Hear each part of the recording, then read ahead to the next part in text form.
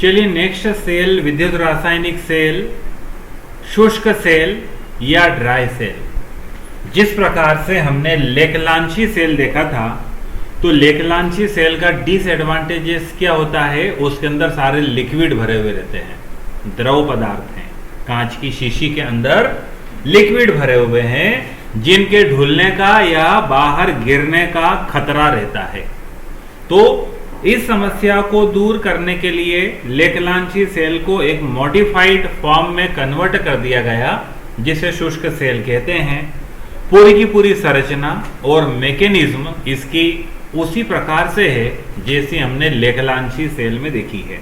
अर्थात यदि लेकलांशी सेल हमें अच्छे से आता है तो हम संरचना और क्रियाविधि शुष्क सेल की आसानी के साथ में वैसी की वैसी बना करके लिख सकते हैं। देखिए यहां पर जैसा लेकलांशी सेल में हमने देखा था कि बर्तन कांच का या कठोर की गई रबर का था, उसके अंदर अमोनियम क्लोराइड था और जस्ते की एक छड़ लगी थी, जिंक की एक छड़ लगी थी। यहां पर इसी को हम अलग रूप में बतलाते हैं। यहां हम बतलाते हैं कि जस्ते का पात्र होता है। ये जो पात्र बना हुआ है वन से, जिसको अपन शो कर रहे हैं, काय का बना हुआ है, ये जस्ते का, जिसके अंदर, जिसको अपन ने 2 से शो किया, अमोनियम क्लोराइड का पेस्ट है। ये पेस्ट है काय का, अमोनियम क्लोराइड, साथ में रिएक्शन में बन जाएगा जिंक क्लोराइड, इनका पेस्ट है ये। यानी 2 चीजें हमारी हो गई। उसी प्रकार से अमोनियम क्लोराइड भी हो गया और जस्ते का पात्र भी हो गया। फिर जैसा हमने लेकलांशी सेल में देखा था, अंदर ये एक पात्र था। क्या नाम दिया था इसको हमने, इस ट्यूब को क्या नाम दिया था?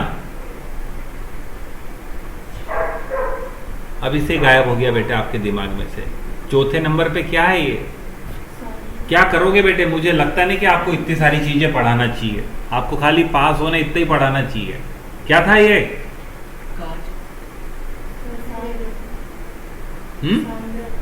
क्या होता है ये? कुछ भी नहीं होता है जो बेटे बोल रहे हो तुम। सांद्र नहीं, सरंध्र लिखा हुआ है, वो सरंध्र पात्र होता है। सरंध्र, एक एक चीज आपको बतला रहे हैं। सरंध्र, जिसमें रंध्र पाए जाते हैं, छेद पाए जाते हैं। तो हम देखते हैं यहां पर कि सरंध्र पात्र के स्थान पर यहां पर एक कपड़े की थैली लगी हुई है। ये 3 नंबर जिसको अपन ने बताया हुआ है, कपड़े की थैली है। कपड़े की थैली के अंदर हम देखते हैं कार्बन की छड़ लगी हुई है और उसी प्रकार से manganese oxide AmNO2, manganese dioxide और कार्बन का पाउडर जो वहां सरंध्र पात्र के अंदर भरा था, वो सारा का सारा यहां पर भरा हुआ है। सेल के अंदर भरे हुए पदार्थ बाहर गिरे नहीं, इसलिए ऊपर लाख या चपड़ी लगा करके इस सेल को सील कर दिया जाता है, बंद कर दिया जाता है और कार्बन की छड़ के ऊपर एक पीतल की टोपी लगा दी जाती है।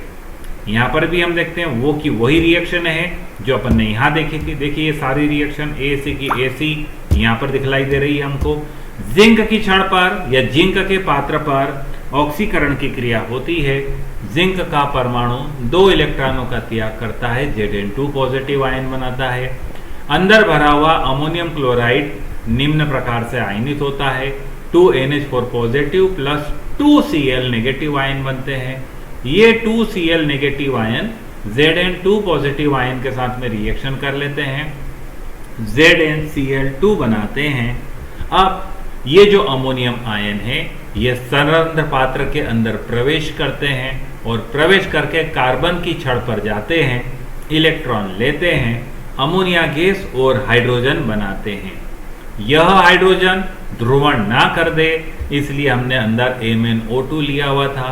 MnO2 अपनी ऑक्सीजन H2 को देता है और H2O में उसे परिवर्तित कर देता है और स्वयं रूप बदल करके Mn2O3 में कन्वर्ट हो जाता है।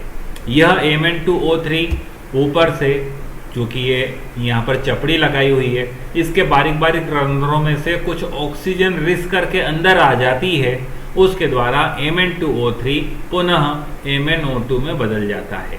सारी की सारी रिएक्शन वही है जो यहाँ पर हमने देखी थी।